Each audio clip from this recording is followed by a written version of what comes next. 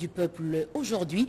Parmi les dossiers prioritaires de la nouvelle session figurent le contrôle parlementaire et l'évaluation du processus électoral. Les détails dans cette édition d'information.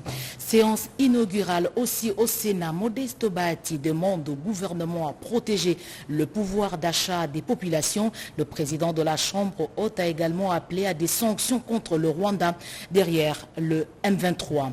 Et pour renforcer ses effectifs, l'armée recrute à Kinshasa. Les jeunes âgés de 18 à 25 ans sont concernés pour protéger l'intégrité du pays. Les candidatures féminines sont encouragées. Les enregistrements se font au Kankokolo. C'est tout pour le sommaire. Madame, Monsieur, bonsoir. Et encore une fois, bienvenue dans ce journal. Un élu devant la haute cour militaire. Il est accusé de haute trahison et atteinte à la sûreté de l'État. Edouard Mwango, c'est son nom. La cour s'est déclarée compétente pour le juger.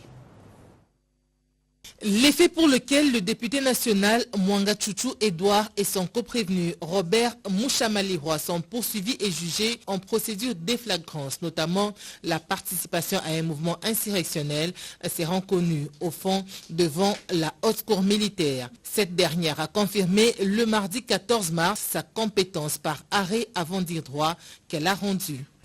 Vu l'ordonnance numéro 21/015 du 3 mai 2021 portant proclamation de l'état de siège sur une partie du territoire de la République démocratique du Congo, considérant que la situation qui sévit dans la province de l'Ituri et dans celle du Nord Kivu, disant droit, dit le mémoire unique du prévenu Mwanga Chouchou Izi Edouard, recevable, mais non fondé. Rejette la demande de mise en liberté provisoire ou de mise en résidence surveillée introduite par le prévenu. Un autre arrêt avant dire droit prononcé par la haute cour concerne la mission assignée au ministère public, organe poursuivant. Disant droit, commet l'auditeur général près la haute cour militaire, ministère public, pour l'accomplissement des devoirs décrits sur-là. Les deux décisions de la haute juridiction militaire étant rendues, l'instruction au fond de la dite affaire va démarrer le 21 mars 2023. Christophe Mbosso invite la CENI à se mettre à l'écoute des préoccupations exprimées par des compatriotes autour des contraintes techniques constatées lors des opérations d'identification et de l'enrôlement. Le président de l'Assemblée nationale s'est exprimé sur la question aujourd'hui à la rentrée de la session de mars. Sylvie Moembo, Gikitoko, reportage. En plus de l'examen et adoption des arriérés de nouvelles matières du contrôle parlementaire, les députés nationaux vont occuper les 3 mois de leur session ordinaire de mars à accompagner le chef de l'État Félix-Antoine Tshisekedi Tshilombo dans les efforts qu'il va déployer sur la situation sécuritaire dans la partie orientale de la République démocratique du Congo.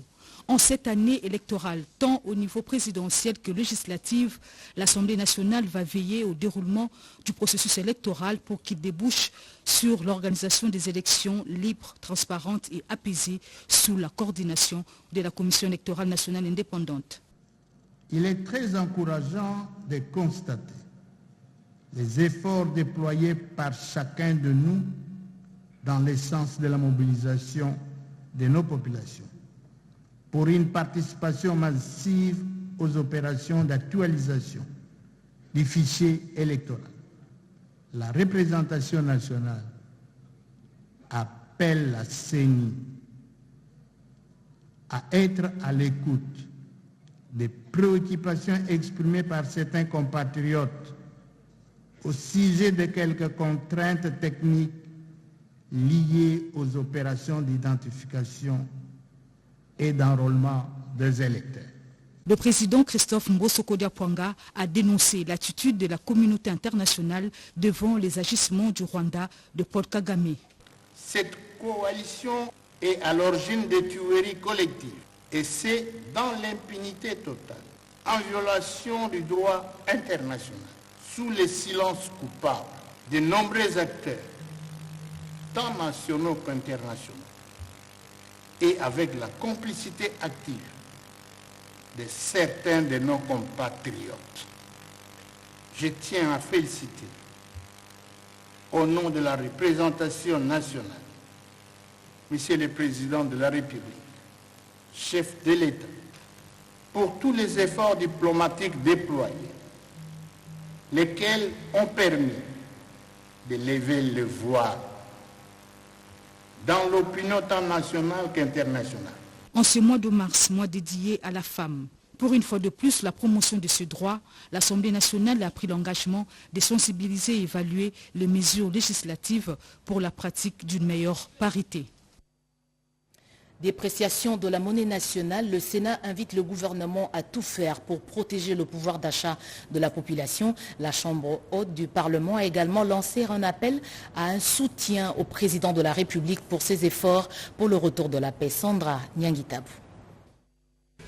Le marteau a de nouveau retenti à la Chambre haute du Parlement et il en sera ainsi pour les 3 prochains mois.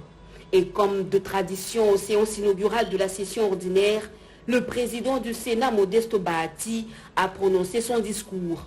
Une allocution qui n'a épargné aucun secteur et qui appelle au soutien sans faille du président de la République, Félix-Antoine Tshisekedi Tshilombo, dans ses efforts pour le retour définitif de la paix dans l'Est de la RDC. Sur les questions de l'insécurité dans l'Est, le speaker du Sénat appelle les sanctions contre le Rwanda. Je ne peux passer sous silence l'apport et la solidarité de certains pays amis dans la recherche de solutions idoines en vue du rétablissement de l'intégrité territoriale et de la paix à l'est de notre pays. Cette paix qui est sans cesse menacée par les provocations incessantes et les velléités belliqueuses du Rwanda. C'est ici l'occasion pour moi d'appeler la communauté internationale à condamner le soutien que le Rwanda apporte au M23. Sans omettre les préparatifs des prochaines élections qui cumulent avec l'enrôlement sur l'ensemble du territoire national, Modeste Bahati invite le gouvernement à stabiliser le cadre macroéconomique afin de protéger le pouvoir d'achat de la population et sécuriser les épargnes. Malheureusement, le franc congolais à ce jour s'échange à un taux supérieur à celui prévu pour la fin de l'exercice budgétaire. Et pour ceux qui connaissent les mécanismes des finances publiques, avec une gestion orthodoxe, il est toujours possible de ramener ce taux-là à la baisse, donc il n'y a pas lieu de désespérer. Ainsi, pour pallier à cette situation, je recommande au gouvernement d'user de ces instruments pour stabiliser le franc congolais, pour autant que la stabilité de la monnaie nationale par rapport à la devise étrangère est corollaire à l'offre des biens et des services sur le marché et impacte directement le panier de la ménagère. Il faut noter que cette session de mars s'ouvre sur une note triste due à la mort tragique du sénateur Florin Tumba le 22 février dernier, suite à un incendie survenu à son appartement. Sauf imprévu, c'est ce vendredi 17 mars que le corps du sénateur Florin Tumba, élu de Tshikapa, sera inhumé au cimetière de nécropole entre ciel et terre. Autre chose, de bonnes nouvelles pour le port de Matadi, pour l'aménagement, l'équipement et l'exploitation du terminal à conteneurs de ce port. Des engagements ont été pris qui délimitent notamment les conditions suspensives pour l'exploitation justement de ce port. Des actes ont été signés entre la SCTP et une structure internationale en présence du Premier ministre Jean-Michel Sama-Lukonde. Bientôt, un mariage des raisons va être scellé entre la SCTP et le groupe MSC. Il vise la modernisation du port de Matadi dans sa partie traitement des conteneurs. La signature du procès verbal des poursuites des négociations avant l'entrée en vigueur du contrat de concession entre l'État congolais et le groupe MSC est intervenue ce mercredi 15 mars 2023 en présence du Premier ministre et chef du gouvernement Jean-Michel Sama-Lukonde Kyenge. Le partenariat entre la STTP et le groupe MSC va permettre à cette entreprise de portefeuille de l'État de faire face à la concurrence, affirme Martin Lukusa, directeur général de la Société congolaise des transports et des ports.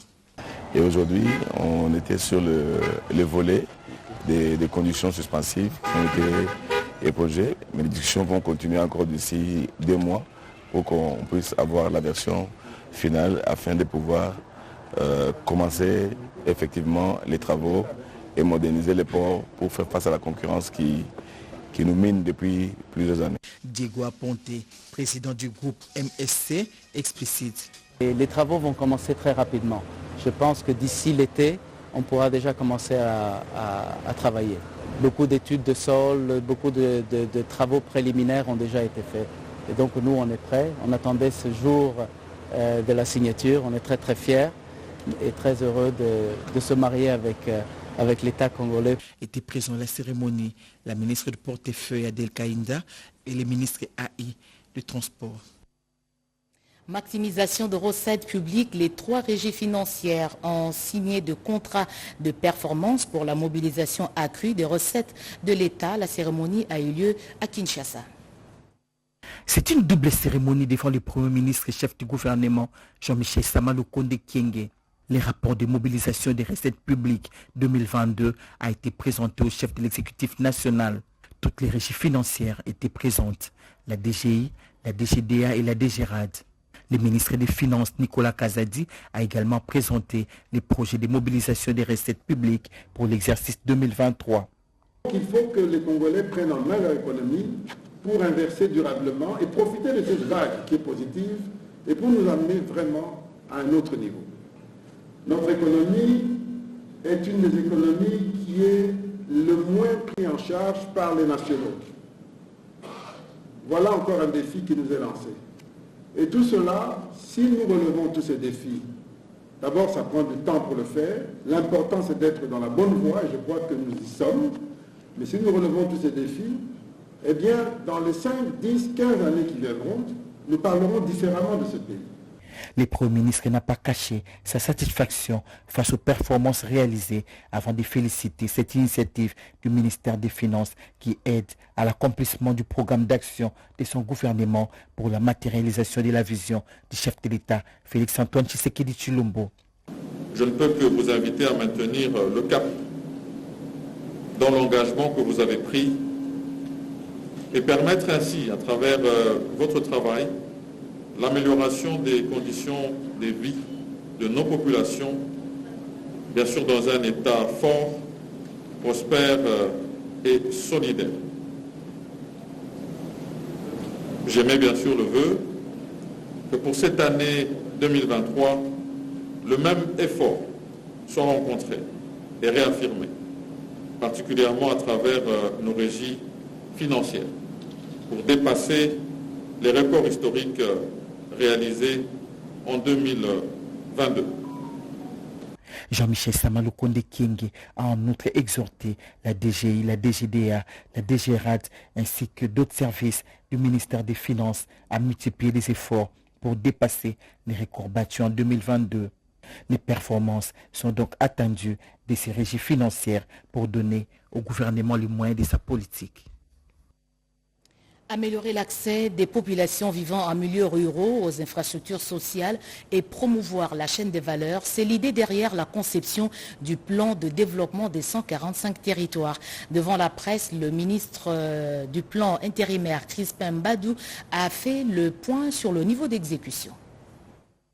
Modéré par le ministre de la Communication et Médias, porte-parole du gouvernement, le ministre d'État, ministre du Plan coordonnateur national du programme de développement de 145 territoires, qui pour la circonstance est assisté de responsables de 3 agences d'exécution de ces programmes, a pris la parole en premier pour présenter aux Congolais à travers le chevalier de la plume l'essentiel de ces gigantesques programme initié par le chef de l'État Félix-Antoine Tshisekedi Tshilombo. Crispin Mbadou a d'abord expliqué que ces programmes visent à améliorer l'accès de populations de territoires ruraux aux infrastructures socio-économiques de base, promouvoir le développement des économies rurales et de chaînes de valeur locales, renforcer la capacité de gestion du développement local, ainsi que développer un système d'information géoréférence de suivi à même de renseigner sur le progrès du programme. Au sujet du financement du programme de développement de 145 territoires, le ministre d'État Crispin Mbadou a précisé que le coût estimatif du programme est de plus d'1 milliard de dollars. À ce jour, Le gouvernement RD congolais a déjà mobilisé 760 millions de dollars américains et les agences d'exécution du programme ont déjà reçu 511 millions de dollars pour le premier volet du programme relatif à la construction et équipe de 1198 écoles, de 788 centres de santé, ainsi que de 145 bâtiments administratifs territoriaux. Pour ce qui est du taux d'exécution de travaux à 6 jours, le coordonnateur national du programme a précisé que la moyenne d'exécution de travaux de 3 agences pour le premier volet est évaluée à une moyenne de 81,6%. Et puis ces chiffres, plus de 85 millions de dollars américains, c'est la hauteur de conventions déjà signées entre le BSECO et quelques provinces, des chiffres révélés devant la presse hier par le directeur général du BSECO, Jean Mabi. Le Bureau central de coordination BSECO en sigle a la charge d'exécuter les PDL 145 territoires dans 48 territoires répartis dans 9 provinces. À ce jour, nous avons signé des conventions avec les ALE, à peu près 41 conventions, pour un montant estimé à 85,5 millions de dollars. Et avec les PME, nous avons signé avec 70 PME des contrats pour un montant avoisinant les 104 millions de dollars. Tous nos chantiers déjà ont démarré, sauf à Rutshuru, à Massissi et à Niragongo, où le chantier avait démarré, mais les chantiers ont dû être fermés suite à la guerre injuste nous imposée par le Rwanda. Alors, sur les 145 territoires, la CFF couvre 43 territoires. Lorsque le programme nous a été assigné, lorsque nous avons signé le contrat, au lendemain, nous avons déployé 635 ingénieurs individuels qui sont descendus sur chaque site pour géoréférencer les différentes infrastructures. Alors, où est-ce que nous en sommes? Nous sommes à 100%. Nous avons démarré nos infrastructures sur tous les chantiers, avec bien sûr l'appui des 43 entreprises que nous avons recrutées et sous l'œil vigilant des missions de contrôle que nous avons recrutées. Je pense qu'au niveau du PNUD, comme vous l'avez dit, je peux vous rassurer que là où nous sommes à même de dire sur les 764 infrastructures que nous allons construire dans cette première phase, 314 ont déjà été attribués et les travaux ont commencé. C'est principalement dans les 9 provinces. Et il reste 450 infrastructures que nous allons aussi lancer et dont la date limite va arriver à échéance à la fin de ce mois.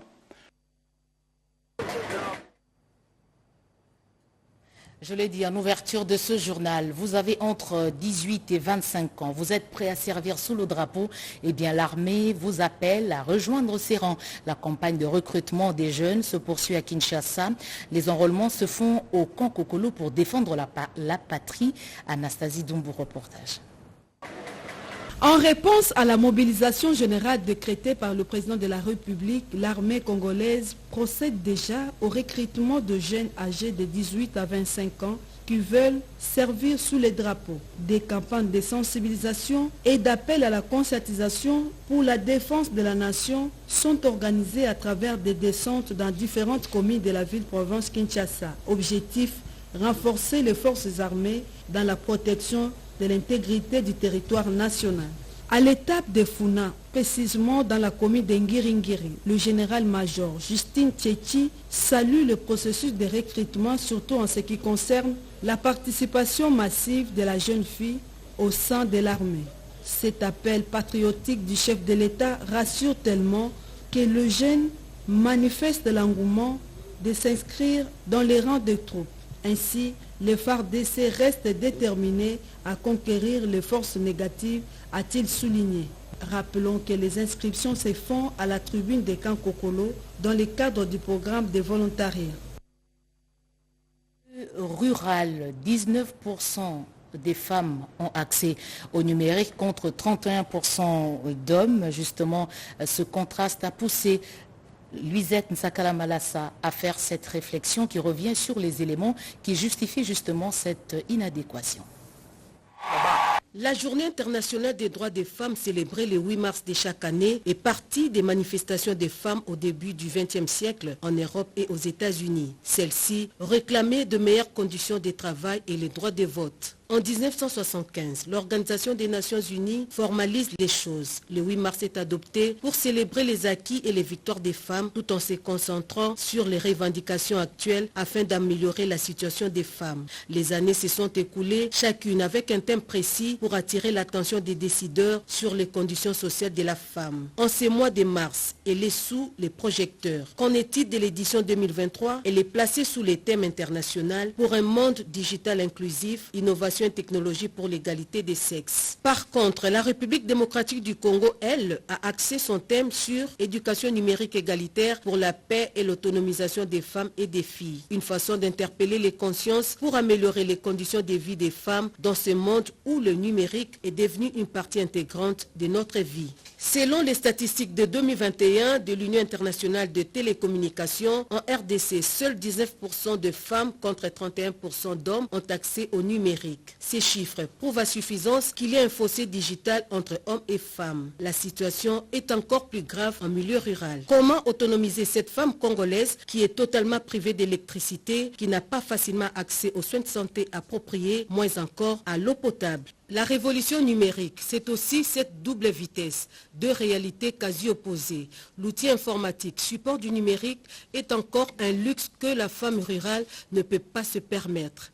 Voilà que l'édition 2023 de la Journée internationale des droits des femmes fait un focus sur le numérique. Il faut alors descendre et remonter ensemble avec cette femme rurale, en tout cas ne laisser personne au bord de la rue. En République démocratique du Congo, le salut viendra peut-être du plan national du numérique qui a besoin d'un coup d'accélérateur pour sa mise en œuvre tel que souhaité par le chef de l'État Félix-Antoine Tshisekedi Tshilombo. Accroître les taux d'accès des femmes et des filles au numérique, c'est possible. Seulement, il faut de la volonté politique d'investir dans l'éducation numérique de la gente féminine en vue de préserver la paix, mais surtout d'assurer son autonomisation pour un avenir radieux. La filière riz d'ici à 2025, le pays veut combler le déficit. Des stratégies nationales de développement de la riziculture ont été validées au cours d'un atelier organisé par le ministère de l'Agriculture en collaboration avec JICA. Richard Kalala, Marthe Mangaza Kalala. La stratégie nationale de développement de la riziculture, SNRD en sigle, fille de l'alliance entre le ministère de l'Agriculture et la Coalition pour le développement de la riziculture en Afrique, a fait l'objet d'un atelier de validation des travaux présidé par le ministre de l'Agriculture, Désiré Nzinga Birionze, ce mercredi 15 mars dans l'enceinte de l'hôtel Béatrice de Kinshasa. Conscient des défis à relever pour pallier au déficit de la production du riz sur le plan national, le patron de l'agriculture annonce quadrupler la production actuelle de ce céréale à court terme, soit d'ici 2025. Un exploit qui lui vaudra son pesant d'or, alors que dans sa première mission couvrant la période allant de 2009 à 2018, la SNDR de première génération était arrivée à échéance sans atteindre ses objectifs. Une explosion riziculturale qui va dévoir son essor également au partenariat consolidé entre la RDC et l'Agence japonaise des coopérations internationales JICA en sigle, mais également de l'Alliance pour la révolution verte en Afrique, AGRA en sigle, de quoi raviver les discours d'emprunt du patron du ventre, à savoir la revanche du sol sur le sous-sol. Après cet atelier, on verra la stratégie que je présenterai au gouvernement pour la présenter. Si on a 1 500 000 de tonnes de riz bâti, et plus tard on a produit encore 1 500 000 de riz blanc, avec 3 millions de tonnes, nous avons couvert l'importation du pays. Je crois qu'on ne suffirait pas. Surtout que le riz passe pour le deuxième céréale après notre consommation alimentaire. Après le maïs, après dans la consommation de la population. C'est important qu'on puisse s'y pencher. En présence du secrétaire général de l'agriculture et autres partenaires techniques et financiers, Désiré Nzinga Birionze en a appelé à la solidité pour permettre à la SNDR deuxième génération de réussir sa mission. L'ex-Institut technique de Montbélé est désormais une propriété du ministère de la formation professionnelle. Antoinette Kipoulou, ministre de tutelle, a pris officiellement possession de cet espace destiné à la formation dans le secteur de l'agriculture. Explication Cédric Keninambo.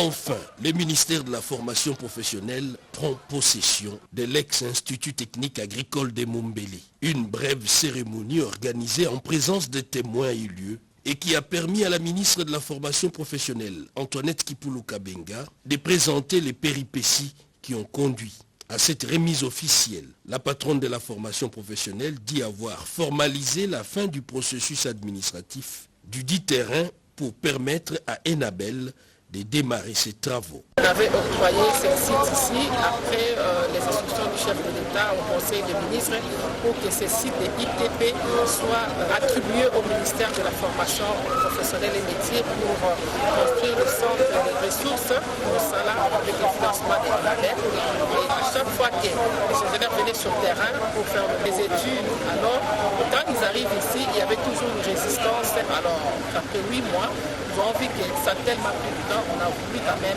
recourir au service du chef de l'État et rassurer nos partenaires que non, nous pouvons continuer les travaux parce que nous avons eu comme menace aussi que non, ils voulaient récupérer ces projets et amener ça ailleurs. Pour cette agence belge de coopération représentée par Philippe Serge Desgerniers, les travaux débuteront au dernier trimestre de cette année pour une durée de 12 mois. Et cela pourra remettre à ces hauts lieux de savoir agricole ces lettres de noblesse. Par ailleurs, le projet Kin'Emploi est implémenté par Enabel, l'agence belge de coopération.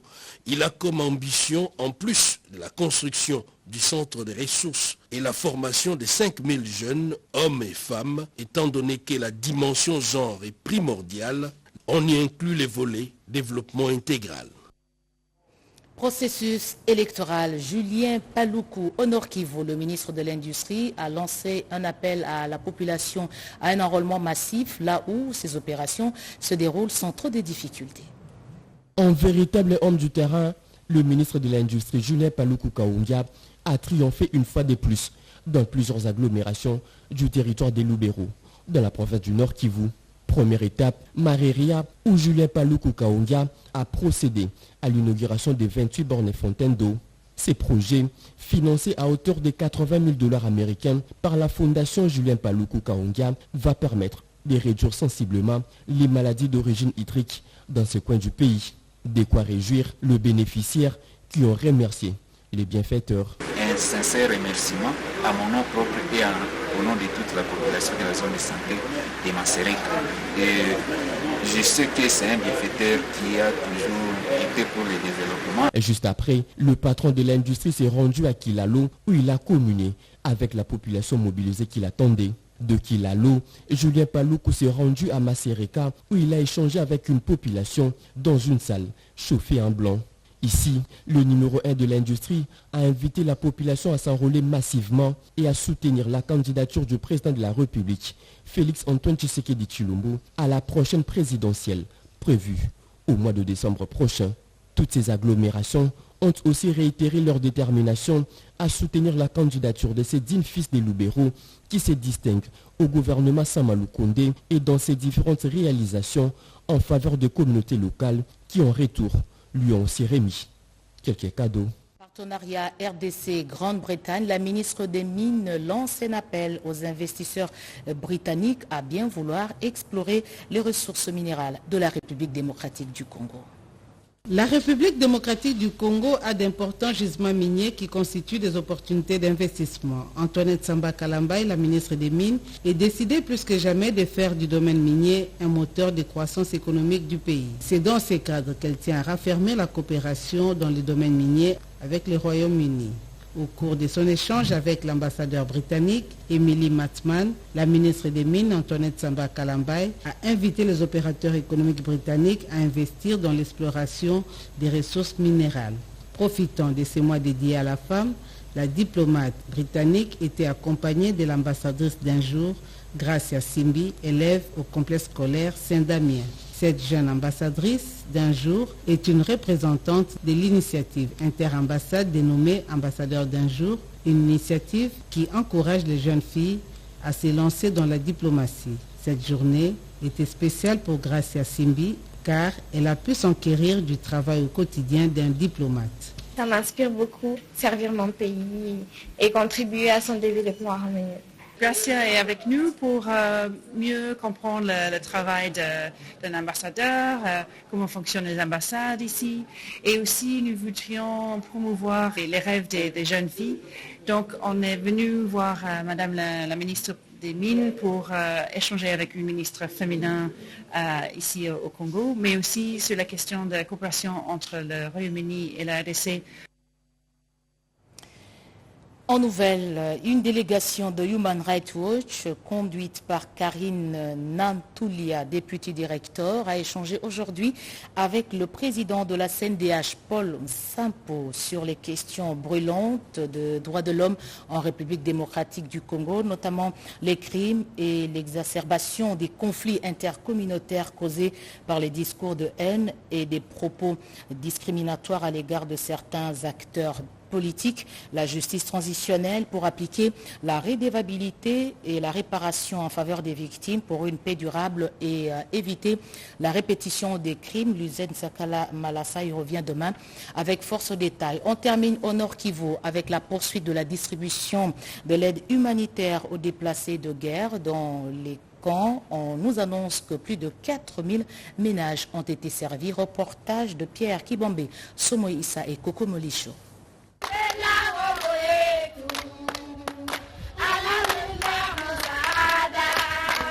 Cette liesse a été exprimée sur le site de Don Bosco Ngangi, dans la périphérie de la ville de Goma, où 4000 ménages représentant une population de plus ou moins 24 000 personnes déplacées de guerre, ayant fui leur maison, vivent dans ces habitations de fortune. Dans le cadre du partenariat RDC-Émirats Arabes Unis, les opérations de distribution de l'aide humanitaire dont du président de la République Félix Antoine Tshisekedi Tshilombo et de son Altesse royale Mohamed Ben Zayed Al Nahyan se poursuivent au Nord Kivu au bénéfice des déplacés de la guerre d'agression du Rwanda et du M23 dans l'est de la RDC. À Don Bosco, les 4000 ménages ont été tous servis à leur grande satisfaction. Niko déplacé Mukaya Don Bosco, natokea Bunagana. Moi, je suis une déplacée dans ces camps de Don Bosco. Je viens de Bunagana. Je rends grâce à Dieu pour ces dons, une aide suffisante. Chaque déplacé a eu sa part suffisante. Tous les 4000 ménages ont été servis. Félix Tshisekedi, notre président, nous le remercions beaucoup, comme il songe à nous qui étions abandonnés sans espoir. Nous sommes derrière lui, nous le soutenons, que Dieu le bénisse. Je suis déplacé provenant de Kibumba. Je suis vraiment heureux de recevoir les vivres provenant de l'amitié entre RDC et les Émirats. Vraiment, c'est à nous la joie de recevoir ces vivres parce que